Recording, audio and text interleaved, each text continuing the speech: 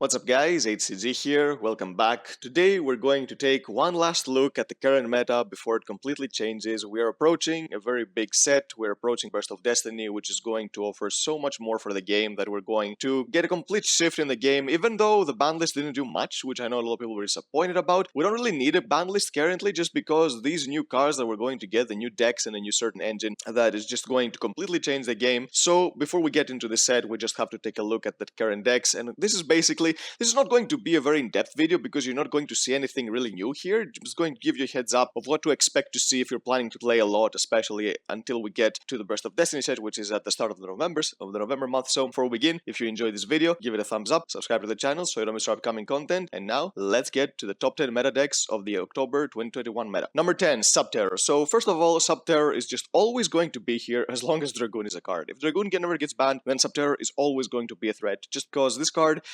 just makes Subterror a better deck. It's the absolute card that has the most synergy out of any other deck, and there are theories out there that Anaconda might be the one to eventually get the hit for Dragoon, and if that happens, Subterror, they're not going to care at all because they're not playing Anaconda, they're playing Insight with Red Eyes Fusion, they summon Dragoon, they set their Guru, they set their traps, and they're good to go. So even if you're afraid that Dragoon might receive a hit, there is a potential hit that Dragoon actually is very likely to receive now, because I don't feel like Konami plans on banning Dragoon. They would have done it by now if they wanted. Maybe they're planning to sell reprints, yes, but it's not like the card is very unhealthy on its own. It's Anaconda that makes it broken. So Subterrors are just always going to be the deck that will be able to abuse this card. So keep an eye out for this deck. It's just going to always be around some year somewhere. That's why I have it on the bottom of the list. You're not going to see it too often, but it's a deck that's just going to keep up. And if you're not prepared, they're just going to steal games with you with Dragoon and their floodgates. Number 9, Salamangreat. Salamangreat is the most consistent deck that has just been in the format for pretty much ever. I don't think that Salamangreat ever got stopped playing. Even without Stalio, people were still playing the deck, especially ever since Access Code was released. It just found a new win condition, so people have just been playing this deck forever because it's been such a budget deck, if you exclude Access Code, of course, which is going to get a reprint soon, I mean, hopefully. So yeah, Salamangreat is a very consistent deck. It's not the most powerful deck, but just does what it does every single game consistently, and I think if you're planning to play, especially in big events or if more rounds, then this is what you should be looking for in any type of deck, because consistency over power, especially in big events, should be valued. Power is more like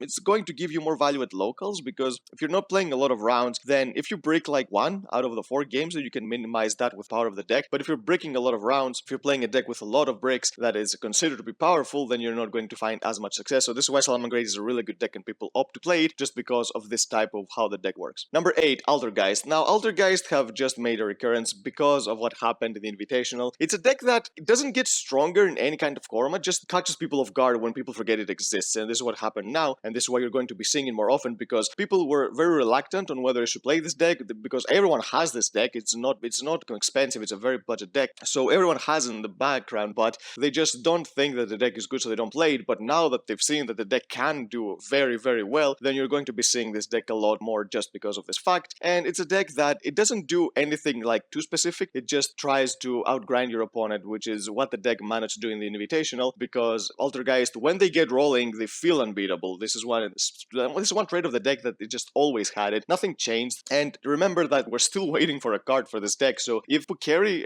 is ever released, then you're going to see this deck even more, which is why I'm very tempted to include this deck even higher than number 8, but for now I think number 8 is fair. We just have to wait and see if actually more people decide to play this deck because they saw it do well, or they thought it was just a fluke and they're not going to think that the deck is good going forward. But for now, number 8 is perfect fine. Number 7, Dragonlink. Oh, Dragonlink. How much longer will this deck survive? Because it's okay with decks like Altergeist being a deck that have survived for such a long time, because you don't see it too often. But the problem with Dragonlink is that even if it got butchered in the ban list, and even if it gets butchered again, unless something like really dramatic and drastic happens, it's not going to leave the format, just because when it has access to cards like Heavenly Spheres and cards like Quick Launch, the deck has so many good cards that you don't really care about how many others you lose. For example, if a card like Quick Launch goes to 1, they're just going to play the Armed Dragon Flash card. Yes, it's not the same, obviously, because it doesn't get Tracer, but it doesn't matter because the deck is playing dragons, and dragons have best support out of any archetype, out of any type right now in the game, so they're going to find a way to make this work. So I don't feel like this deck will ever leave the format unless it gets hit really hard again by the ban list, which it might happen, but it might not happen. It just depends on Konami's mood. If they ever feel like giving us a nuke ban list like the one that destroyed the Eternal format, and they decide to hit like decks that are not considered tier 1 right now like they did back then, because they even destroyed decks like Pendulum back then, which wasn't the best deck ever, even in the Eternal format, they might do this again, so maybe Dragon Link we'll see them again getting hit there. But for now, Dragon Link is just a really good deck. The deck I think has the highest ceiling out of any deck, even Drytron. I think Drytron doesn't have as high a ceiling as Dragon Link. It just does what it does more consistently, which is why I think is considered a better deck right now. But still, Dragon Link is a really good deck. Number 6, Virtual World. Now, out of all the decks that I'm including in this list, I think Virtual World is probably the only one that got a boost and not a nerf in the previous list, just because it got ETL82 and it doesn't lose anything. Just so yeah, I think Virtual World is a deck that a lot of people enjoy playing. I've seen it a lot more than I thought I would have seen it when we came into the format. So this is why I think that the deck is even gonna be played even more right now because of ETL82. So yeah, be on the lookout for this deck. It's a deck that basically tries to do what it did before with Calamities, with just extra steps by going into cards like Crystal Wing, the Trap card, and Caliga, which is basically the same thing. You just don't allow your opponent to attack or activate any monster effects, which is basically Calamities. You just have more cards to do it with on the current deck. So yeah, Virtual World on the number 6. Now moving on to the top 5, these decks are just the absolute best deck that you're going to be seeing a lot more than these other 5 decks that I just mentioned, and the first one is Phantom Knights. So the reason Phantom Knights are seeing play more right now is because people have been looking at the OCG and they are just starting to test the deck because they are preparing for a new format. And the reason being is because Phantom Knights is the most represented deck in the OCG right now because of other factors that are not in the TCG yet, but they're going to be really soon. So this is why people are just preparing for it. They're getting a feel for the deck to see how the deck is going to evolve moving forward to become the best deck, especially if we get a really good ban list on January. So yeah, Phantom Knights is a deck that right now it relies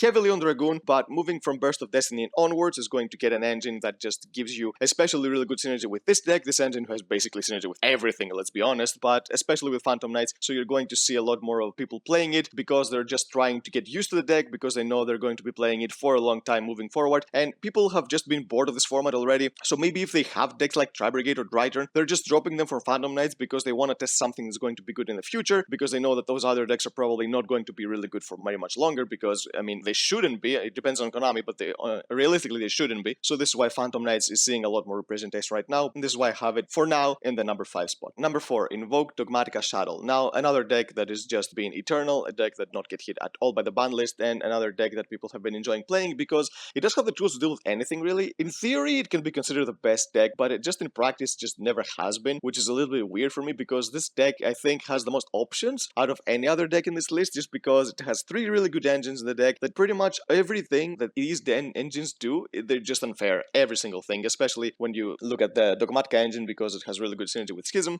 So yeah, I think this deck is very overrated at times and very underrated at other times, but I just don't realize why this deck just cannot see the representation, the top cut that it should, because it's such a good deck. I don't know, maybe people opt to play other decks because they think they're more consistent than this, because it does play a couple bricks, but I don't think that makes sense, because even those bricky cards can be really good at times. For example, when you're drawing the invocation, if your Alistair gets negated, and then your brick suddenly turns into a blowout because you already have the invocation in your hand. Same thing with the Shuttle cards. Sometimes maybe your opponent is smart and they're not going to leave an extra deck monster out for you to activate Shuttle Fusion, and then you suddenly, your invocations and Shuttle Fusion in your hand become live again. So yeah, I think this deck doesn't deserve all the hate it gets for not being able to get all the top cut, but I still feel like this deck is going to see a lot more play moving forward, because if Konami doesn't hit this deck, honestly, it's just going to become better and better and better every single time, just because all those other decks keep getting worse by getting hits by the ban list, and this deck just gets untouched. So as long as Nadir and Meltdown are at 3, this deck is going to be really powerful. Number 3, Drytron. So Drytron, moving forward to this format, we thought it was going to be the best deck, because honestly, out of the top 3 decks, it basically got the most soft hit, but honestly, Eva going to 1 was huge, just because it doesn't let you get to the extra Heralds of Orange Light, and also if you draw Eva now, it's very difficult to get it off your hand, because before, when you had 2, all you needed to do was just send the second Eva to the graveyard with Beatrice, add a Herald of Orange Light, and then this Herald of Orange Light was going to send the second Eva from your hand to the graveyard, and then this Eva was going to resolve to get you another Herald and a Diviner. But now with only 1 Eva, if you draw it, the only way to get it to the graveyard is by summoning something like a Nightmare, which made the card a huge brick for the deck, which before it really wasn't, unless you were super unlucky and you were drawing both of them, which then that was a brick, but it wasn't going to happen too often. But now if you draw this 1 Eva, then your plays become much less powerful. So yeah, this deck, even though it has a really high ceiling, even though it is consistent, it does play a couple cards that it doesn't really want to draw, and even though this is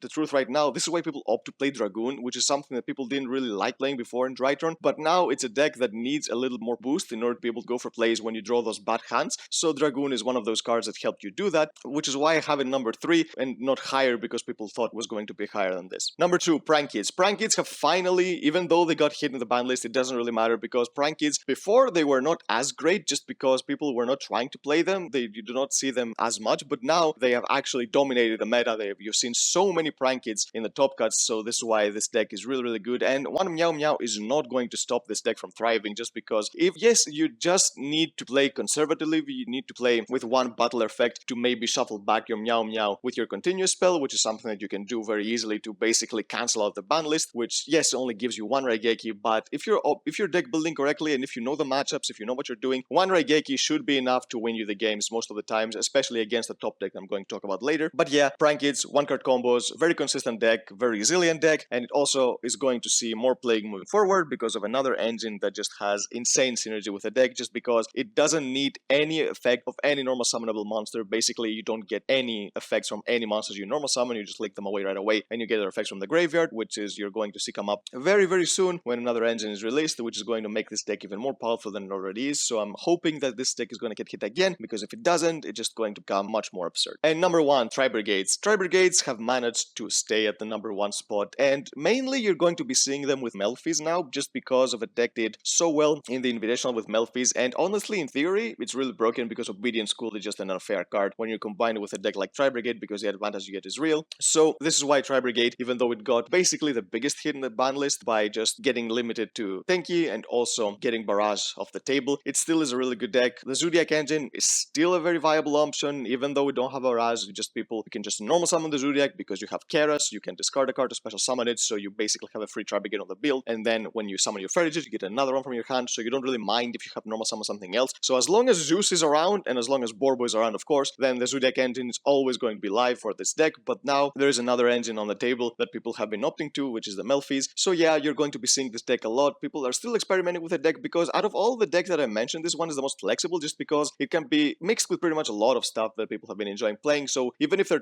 Brigade players and they've been playing the pure version, if they try to make the deck more interesting, to make the format for them more spicy, you're going to be seeing them with other decks, maybe Ancient Warriors. This is another version that has been doing really, really well. So I think this deck, if it doesn't get hit again, we're going to be seeing it a lot, maybe as an engine or maybe as a pure deck. It just has all flexibility, everything. So this is why I give it the number one spot for this format. So yeah, guys, this is the format for now. Don't expect much to change until Burst of Destiny, but when this set comes out, we're going to update you. We're going to give you a complete explanation of why this set is going to be such a game changer. Basically, it's because of 3 reasons, but this is for another video. So for now, expect to see these decks the most for the next like 2 to 3 weeks. And until then, just enjoy the format, because it's going to end really soon. It's going to become better or worse. We'll have to wait and see. Nobody can tell until it actually happens with Yu-Gi-Oh! This is why this game is so great. You just cannot predict. Even if you look at the OCG, you just absolutely cannot predict how the things in the TCG are going to go, because even though sometimes we have the exact same cards, the format is completely different. So for that, we're waiting, and wait for November. We're going to get a new set. We're going to get it. So yep, that's the video, guys. If you enjoyed it, give it a thumbs up, subscribe to the channel so you don't miss our upcoming content, and we'll see you next time.